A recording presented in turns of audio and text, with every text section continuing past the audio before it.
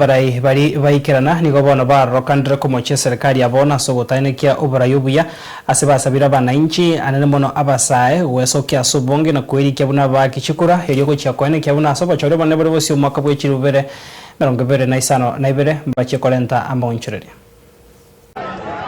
Kuna hizi opinion poll ambazo serikali inatengeneza. Hizo opinion poll wanajiweka juu kabisa ati wako na ushawishi.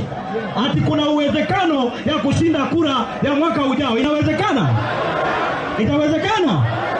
Sasa watu wa Bomachoge Borabu kutoka Kisii County wamenituma nifanye kura ya maoni hapa saa hii. Wale ambao mnaamini kwamba William Ruto anaenda nyumbani, inua mkono kidole moja. Nitingizie kabisa kabisa. Wetangula afanye nini? Na mimi mwambia Wetangula hivi.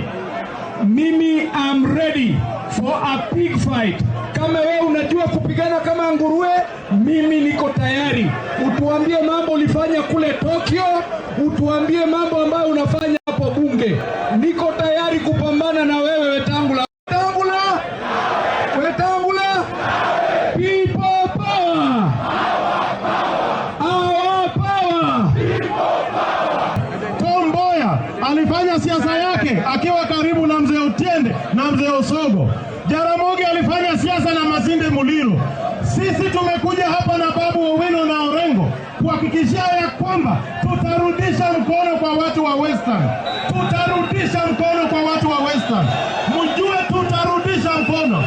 Wale wanalipwa kule, hiyo sio sauti ya Wajaluo. Sauti ya Wajaluo ndio hii iko hapa.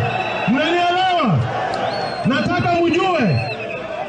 Saa hizi wamepora mali yenu ya sukari. Wameuza viwanda na miwa zilizopandwa bila kulipa pesa yoyote. Sasa wamekuja wanataka kuchukua dhahabu. Nataka mjue tuko gangari, tuko na akili, tuko na uwezo, tutawalinda. Kitu nawaomba mkae gangari. Tunaunda coalition kubwa katika Azimio. Tutakuwa na kura milioni 16. Tutapatia hii serikali round 1 knockout, round 1 knockout. Mnanielewa? Hii Kenya hii tuna matatizo nyingi, lakini kitu ambao ilitupiga sana ni ile kifo ya Raila Amolo Odinga. Kifo ya Raila Amolo Odinga. Wameua Raila Amolo Odinga, wanataka kuua chama cha Raila Amolo Odinga. Wangapi wamesema chama ya Raila ODM iko imara, waniweke mikono.